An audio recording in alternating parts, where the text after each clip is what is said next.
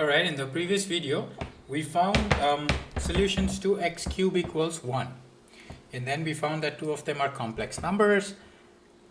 We found them algebraically. We verified that one of them cubed gives me 1 in fact. And then hopefully you looked at the other one and you found the same thing. Now we take another approach.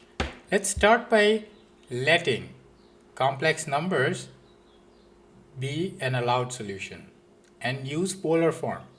So we want that for a given z, r cosine theta plus I sine theta, z cubed should be 1. But what is z cubed? That's r cubed cosine 3 theta plus I sine 3 theta. And what is 1 in polar form? 1 is 1 squared, 0 squared is 1. Theta is tan inverse of 0 over 1, so it's 0. Alright? So I want 1 equals r cubed cosine 3 theta plus I sine 3 theta. For this to be true, I need r to be 1. Because r is distance, it's a real number, so there's only one possible way. But then at the same time, I want cosine 3 theta to be 1 and sine 3 theta to be 0. Why? Because I don't want any I business here. So I want all of this to disappear. To make that happen, I need to have sine 3 theta equals 0. And I need cosine 3 theta to be 1.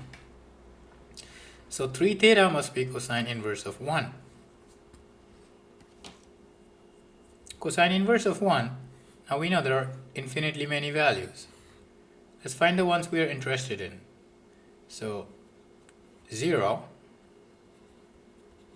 2 pi. And verify. Sine of 0 is 0, okay? And sine of 2 pi is 0. But I can also have 4 pi. In fact, like you know, I can have 3 theta equals 2k pi. And sine of 2k pi is going to be 0. So theta can be 2k pi over 3. So for example, when k is 0, I get theta is 0. When k is 1, I get theta is 2 pi over 3. When k is 2, I get theta is 4 pi over 3. K is 3, I get theta equals 2 pi. And then it sort of starts repeating. What do I mean by repeating? Is when theta is 0, what is z?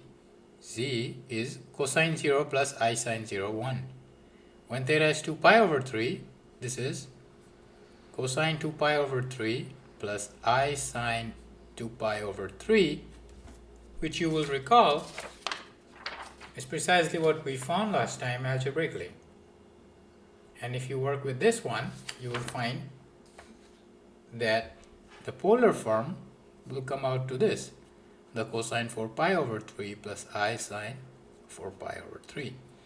But at 2 pi, I get back z equals 1. Which makes sense because I'm only expecting 3 results.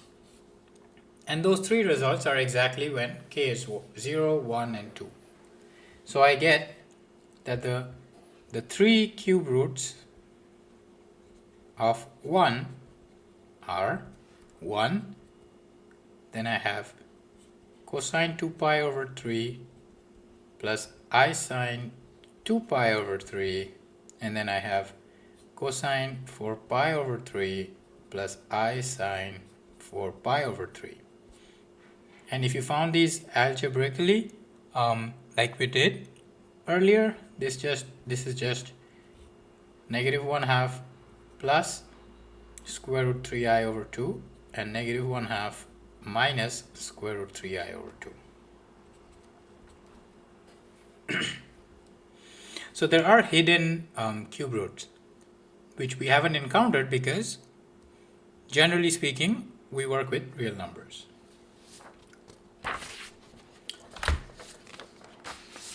So now that we have seen that, our goal is going to be just in general. Now if we think of 1 as a complex number, then it has 3 roots. So we can define the nth root of a complex number. The nth root of a complex number z is any complex number w such that w to the power n equals z. And to solve this, we can use the polar form.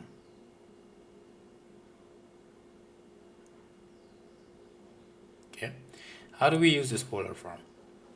Now let z be r sine theta plus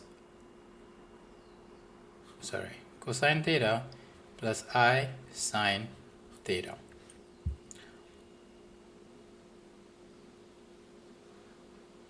And we are trying to find w such that w to the power n equals z. Okay, now let w itself be some other, say s cosine alpha plus I sine alpha in its own polar form. Then what's w to the n? That's s to the n cosine n alpha plus I sine. We want this to equal to z, which is r cosine theta plus I sine theta. Now the magnitudes and the angles are independent of each other. So we get a relation that this is going to be just the nth root of r directly. And in addition, we want cosine n alpha to equal cosine theta and sine n alpha to equal sine theta. Now we have to be a little careful here. What does this really mean?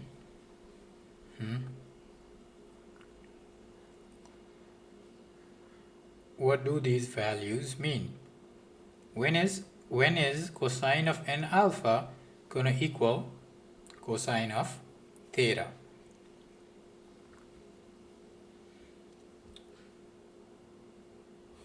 So let's look at the graph. There's going to be a whole bunch of values when that happens.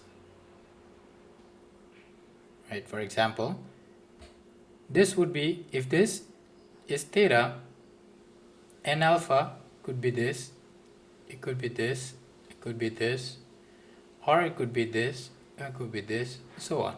So you get the idea.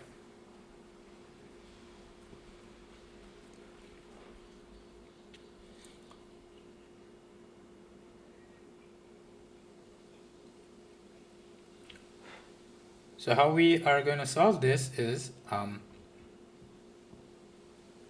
by saying that this alpha can be any multiple with k of theta over pi over n.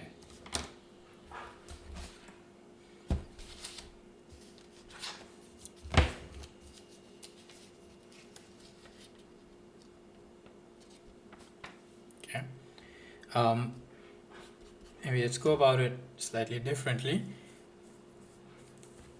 This means what I'm saying that n alpha can be theta plus 2 pi k for k, again, negative integers.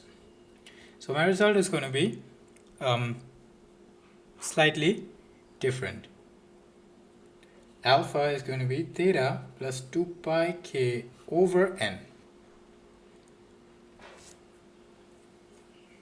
Okay, so for example, if you're finding third root, then n is going to be 3, like we said.